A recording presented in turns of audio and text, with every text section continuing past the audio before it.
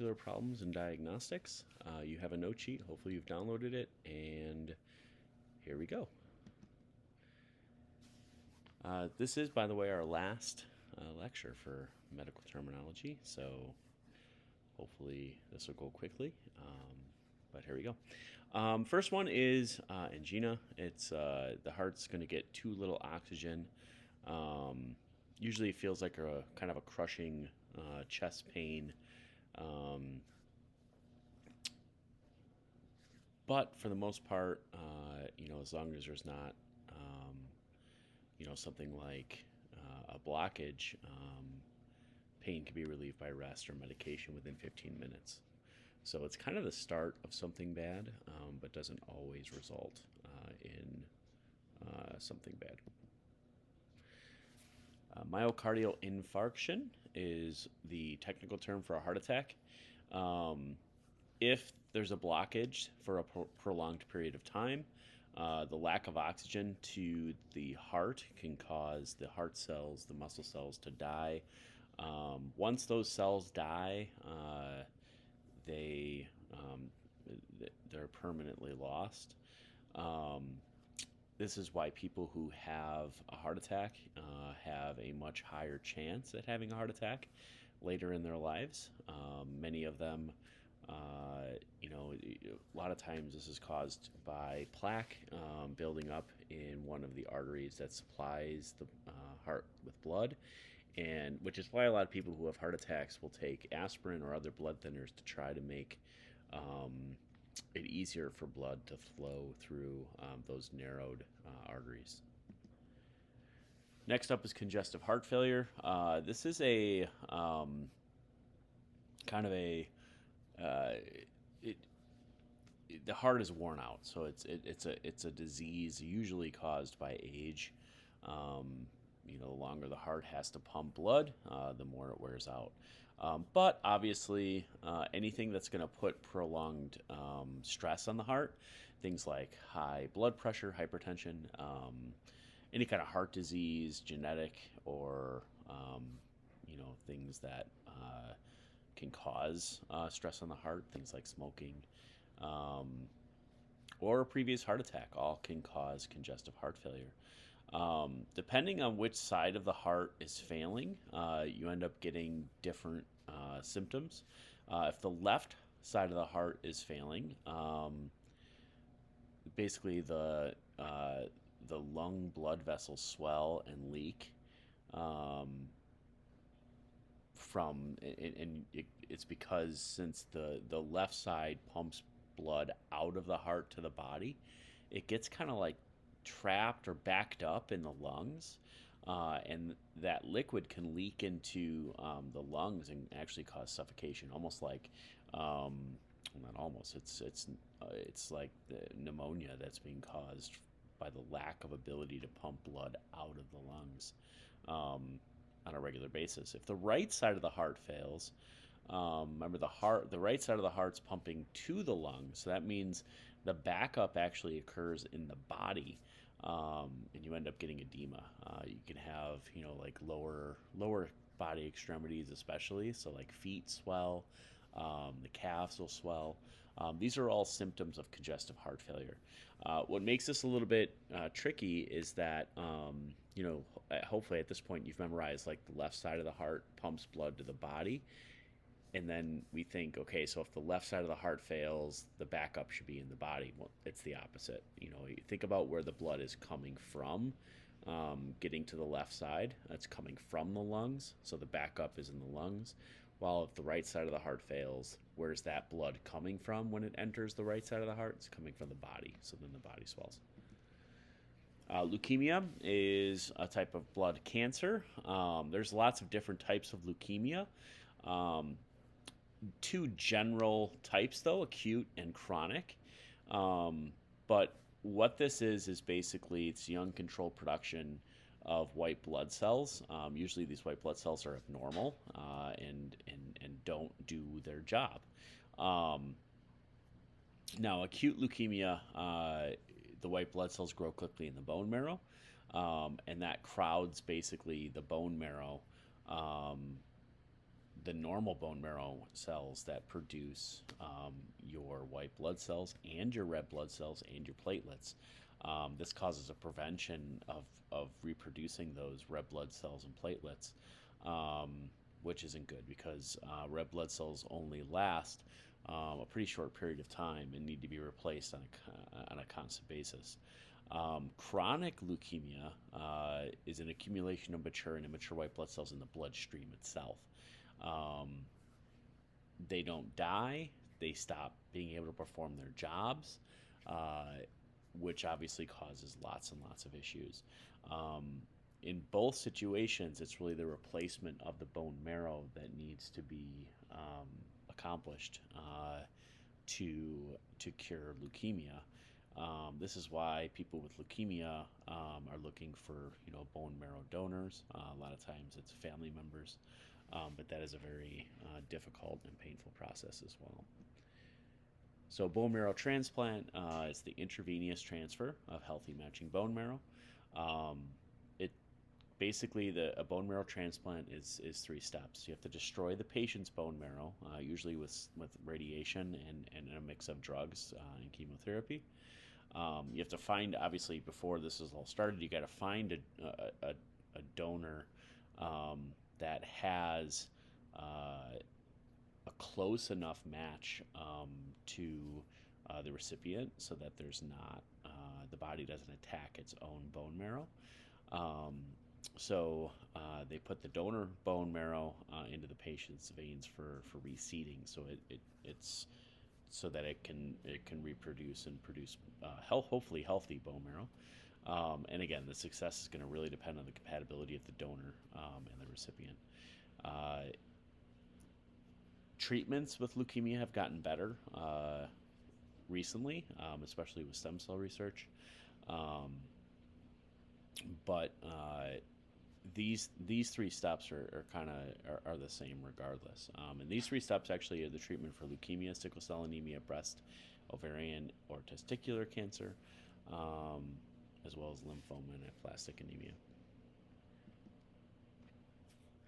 All right, aneurysm is an abnormal bulge in an artery. Uh,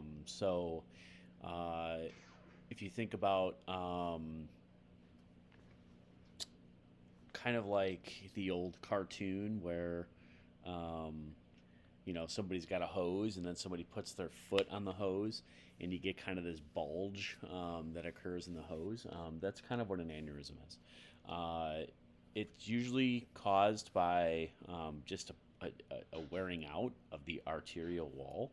Remember, those arteries have muscles in them, and they stretch. They're constantly stretching, and then they constrict to push that bubble of blood. Well, sometimes there's a weakening in the wall. You can get kind of this ballooning out that eventually could burst. And if it does burst, the person can bleed to death in a matter of seconds. So the way we see it usually is through either an ultrasound or a CAT scan.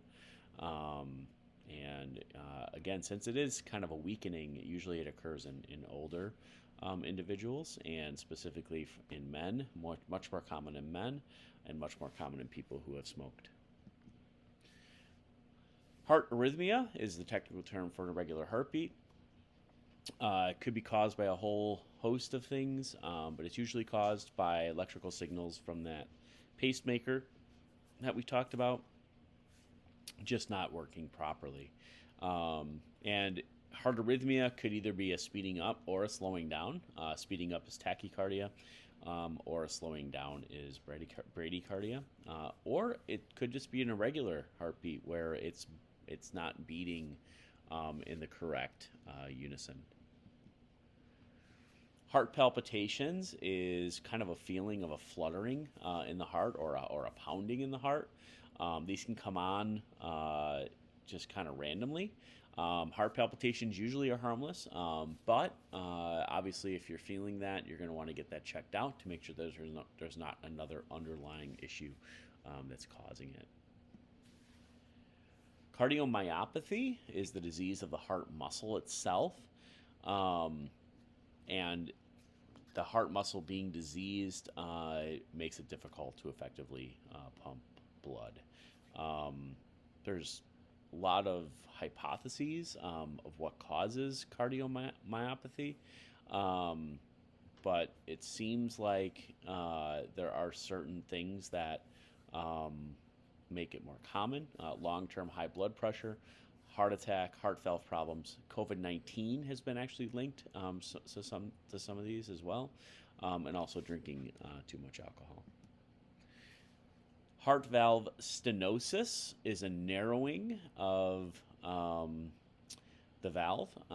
So stenosis is a narrowing. Basically, the valve is narrowing, so it can't, the blood cannot flow normally through that valve. Aortic stenosis is the most common, so that is the aortic semilunar valve that's at the top of the left side of the heart. So over time, it causes the left ventricle to have to pump harder to push the blood through there. So if it's narrowing, that means there's more pressure on the left ventricle itself, which can then lead to other heart issues. It's going to put stress on the heart, so that's obviously can cause some issues. So it can lead to thickening and weakening of the left ventricle wall, which can eventually lead to heart failure. Coronary artery disease, also known as CAD or CAD. This is where the major blood vessels that supply the heart with blood. Remember, the coronary artery, the coronary system, is the system of vessels that supply the heart itself with blood. And usually, coronary artery disease, we're talking about the buildup of plaque, which is going to cause a blood clot. It's going to cause a clotting of the blood or a blockage, which can then lead to heart attack. So, if you have something wrong with those arteries, you're not going to be able to bring blood to the heart regularly and efficiently. So the heart's going to lack the oxygen and nutrients it needs to continue working. So again, the most common cause is going to be a buildup of that plaque through high cholesterol. It could also happen through inflammation, from a lot of different things. It's probably the most common heart problem in the United States, and leads to some of those other diseases that we've already talked about. Arterial sclerosis and atherosclerosis. So those are two different prefixes, same ending. It all has to do with if you're talking about an artery or a vein. But thickening and hardening of the walls of the arteries, usually caused by age. Atherosclerosis is a type of arteriosclerosis where the thickening and hardening of the arteries is caused specifically by a buildup of plaque. So arteriosclerosis is some thickening and hardening of the walls of arteries, and atherosclerosis specifically with the buildup of plaque. Thrombus versus embolus has to do with basically it's a blood clot. So a thrombus is a blood clot in a vein that blocks the flow of blood. An embolus is anything that moves through the vein until it reaches a vessel that is too small for it to cause or to pass, causing the blockage, and that's known as an embolism. So if it's if it's a blood clot, we call that a thrombus. If it's like a piece of a clot that breaks off and then moves to a different portion of the body, a lot of times it can happen in the brain where the vessels get a lot smaller. Then that clot, which was able to move through the artery because it was a lot larger, gets to a capillary and causes a blockage, and that's called an embolism. Hypertension is another term for high blood pressure. Just have a chart here just in case you don't know the normal. But remember, we talked about systole and diastole. Systole is ventricle contraction. Diastole is ventricle relaxation. So systolic pressure, so when the ventricle contracts, you should have a pressure of around 120. And when the ventricle relaxes, that pressure should drop to about 80. Obviously, here is hypertension, so it's showing you the high levels. There is, of course, hypotension. Having really low blood pressure is usually a sign of something as well. Could be something like internal bleeding, or something like that. But you can kind of see the breakdown here of the different types of blood pressures, and where things start getting a little bit dangerous. You know, if you're around 130 to 139, you have high blood pressure. But if you're going to get up into the 140s or higher, then it's starting to become very, very dangerous. Heart murmur, we talked about this during the last lecture, but the murmur is basically the sounds that it makes when the blood is passing through the heart, and there's something wrong. Usually it's a backflow of blood, but you hear this swishing or whooshing sound as the blood passes through the heart. Most heart murmurs are completely harmless. There's different types of heart murmurs. When the heart is filling with blood, if you hear that swooshing sound, it's called the diastolic murmur. When the heart is emptying, it's called a systolic murmur. If you hear it throughout the entire heartbeat, it's a continuous murmur. Um, so there are several different factors or causes of it. Faulty heart valve is probably the most common, but I thought we talked about this, but uh, when when babies actually are developing in the womb, there's a hole in the heart that eventually has to close. A lot of people are actually born with that hole not closed, and they don't even know that there was an issue until later in their life. Um, there also could be an actual infection of the inner heart lining, and that's called endocarditis. That's a much more dangerous scenario.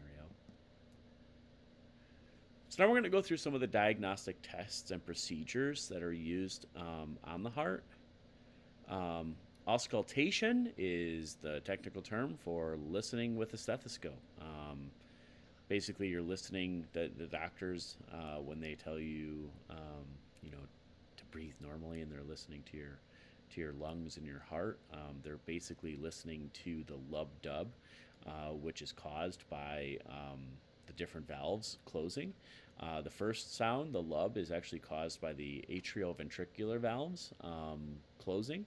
The second one is the semilunar valves closing, so those are on the way out of the heart. Um, People should have an average resting heart rate of around 60 to 80 beats per minute. Some athletes, some like super athletes, like runners and things, actually have a heart rate lower than 60, but 60 to 80 is pretty normal. An EKG or an electrocardiogram basically detects the electrical potentials, the action potentials within the heart itself. We've probably all seen this telltale graph of Juchung, and these are the action potentials. You should be able to at least generally look at one of these and understand like the different portions of it. P wave is the first part, and then the QRS complex is the zigzag part, and then the T wave is the final part. You're not going to have to memorize like what's actually happening in terms of the action potentials, like the atrial depolarization and ventricular polarization, ventricular depolarization, and then ventricular repolarization. You're probably not going to have to know that for the test, but you definitely should know the abbreviation, and just be able to recognize that picture. Next up is an echocardiogram. This is the use of sound waves to produce an image of the heart. You can actually see this is the valve right here, opening and closing of that heart. It's used. We use the same ultrasound that everybody's familiar with. So that's an echo. It's an echocardiogram versus an electrocardiogram for the previous one. A cardiac sonogram looks very similar, and it uses ultrasound, so it uses sound to come up with the picture of the heart. The difference is that it's just read by a different machine from what I've seen online. Um, so it creates that moving picture of the heart. You can see the uh, different chambers. You've got atrium, ventricle, and you've got the different valves opening and closing. So, and then a cardiac angiogram is basically a picture of the coronary system, the coronary arteries. You inject dye, and then we can see how that dye moves through the coronary arteries. Um, and this allows for doctors to check for blood flow and blockage within the coronary arteries. Blood pressure, everybody's seen a sphygmomanometer. And basically, what you're doing is you're creating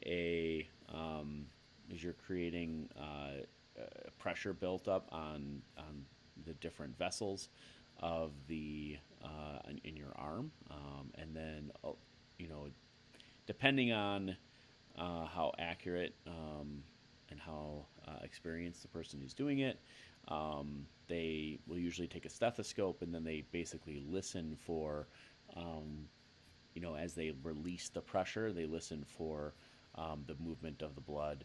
Um, and again, they're looking for that 120 over 80 number. But if you ever watch them do it, you can actually, as this will fill up all the way up to here, the needle will go, and then they'll let it out slowly, and you'll actually see the needle start to jump right about where the top number, and then they'll let it out some more, and then it'll jump again at the lower number. So you can kind of watch it next time you get your blood pressure tested, and you can kind of see that where that needle's jumping is actually where the systole and diastole is being measured.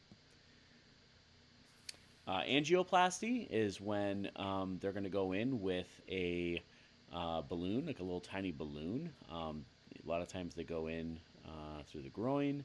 They can go in through the arm, but they basically thread this tube in, and then they expand the balloon when they get to a blockage or get to an area like a narrowing, a stenosis. They get to that spot, they inflate the balloon, which opens up the artery, and then they'll put that stent in. And we talked about it's like a mesh where they stick it in, and then it kind of expands and pushes out on all the walls to keep it from collapsing. And again, an ablation is a procedure that uses small burns, or they'll use like liquid nitrogen to freeze, um, to cause some scarring inside of the heart, to help break up the like some sort of an electrical issue. Um, this is a treatment for irregular heartbeats that are chronic, that just won't go away and are actually causing issues. Cardiac catheterization is similar to an angioplasty. They're not using necessarily a balloon. They use other things. They can use a balloon. This is just what the technique is called. Um, so if they're using a balloon, we call that an angioplasty. But they can actually surgically remove um, plaque in some situations. Uh, but they're basically making repairs. So they're going to go in with that thin flexible tube. Usually there's a camera attached to it as well, or they can actually have a couple different tubes going in, one with a camera and one with some sort of other surgical apparatus. And again, they can do this to diagnose. They can do this to open up arteries. They can go in. A lot of times, this is how they'll actually go in and fix a valve without having to do open heart surgery. So it's pretty amazing what we can do today. Defibrillation is use of those defibrillator paddles, and what they're trying to do is they're actually trying to stop the heart. So when the heart is in cardiac arrest, or it's what's happening is the heart is lost its rhythm, and it's kind of like spasming, is a way to kind of think about that. And what they do is they use an electric shock to stop the heart, which will then allow the natural pacemaker to reset that normal rhythm and get the heart beating again. And the heart, if it is already stopped, the electrical shock can actually get the pacemaker firing again, to get the heart started again. So it kind of works in both ways. And that's it for these notes. So you have the rest of the period now to work on your mastery quizzes. You only have 2 of them, but they are 20 questions long each, but they're pretty large test banks. So my suggestion would be, even if you did score really well on them, to go ahead and take them a few more times. You can start studying for the next and final test. Hopefully I'll be back on Thursday. Just fighting. I mean, I tested positive for COVID on Friday, so I'm kind of stuck at home. I was feeling pretty bad this weekend, but starting to get better. So hopefully I'll be back on Thursday, and we'll do our review.